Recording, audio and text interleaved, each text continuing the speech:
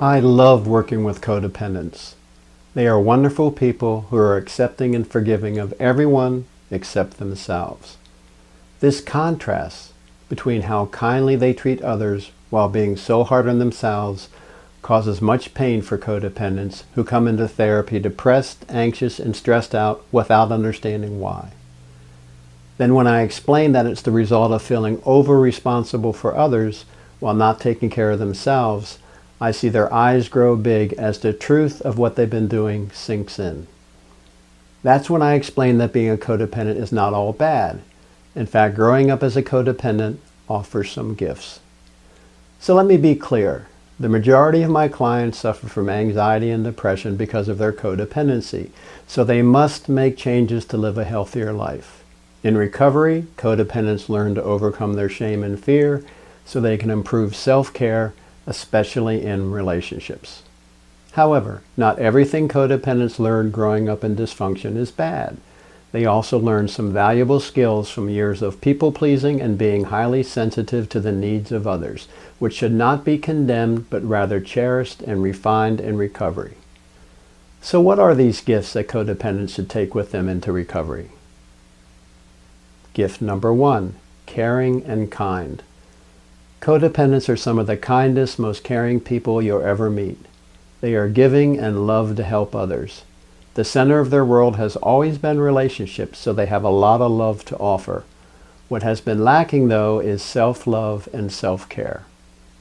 In recovery, codependents learn to value their own needs and feelings.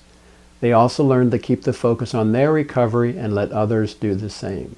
In other words, they learn to take care of themselves and be supportive of others without taking responsibility for their problems. Gift number 2, perceptive of others.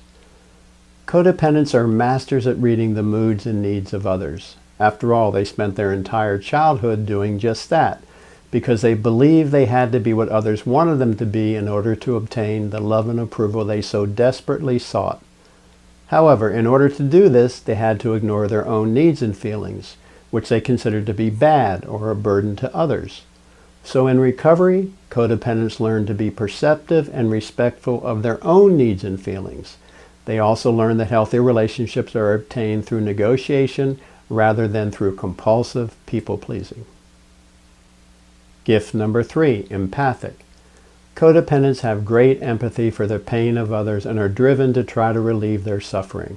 They are generous, giving, and love to offer a helping hand. However, their generosity often leads to being taken advantage of because they're people pleasers who can't say no. So in recovery, codependents learn to give themselves the same empathy and respect that they give others, so they can develop a healthy balance between taking care of themselves and being supportive of others. They also learn to receive support from others. Gift number 4, non-judgmental.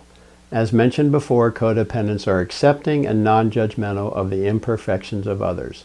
However, they also have a high tolerance for inappropriate behavior and are very hard on themselves. So if someone treats them badly, instead of holding that other person accountable, they blame themselves. So in recovery, codependents learn to value their own well-being by setting firm boundaries with people who seek to abuse, manipulate, or take advantage of them. Gift number 5, skilled at dealing with difficult people. Which makes sense because codependents had lots of practice growing up with dysfunctional people. Sadly, however, codependents are also drawn to dysfunctional people because they believe the only way to get love is to rescue and fix others. And since healthy people don't need rescuing or fixing, dysfunctional people are what's left. So in recovery, codependents learn to value themselves by understanding and believing they are worthy of being loved for their true selves. In other words, they need to stop trying to make emotionally unavailable people love them and instead search for people who already know how to love. Okay, so those are the 5 gifts. Now think about them. Caring and kind, perceptive of others, empathic, non-judgmental, and skilled at dealing with difficult people. These are valuable skills and traits to possess. And when a recovering codependent adds healthy self-care skills to these 5 gifts, well, it's a powerful combination. And to reinforce that point, I have observed that recovering codependents make some of the best therapists, nurses, teachers, and other professionals in the helping professions. They also make excellent supervisors and managers. And let's not forget that recovering codependents are excellent friends, parents, spouses, family members, and citizens. So I hope you're able to recognize that even though your codependency has caused you a lot of pain, it has also brought you some gifts that make you the wonderful person you are today. If you'd like help improving your self-care skills so you can harness your full potential, then visit my website, SerenityOnlineTherapy.com, to learn more about the online services I provide.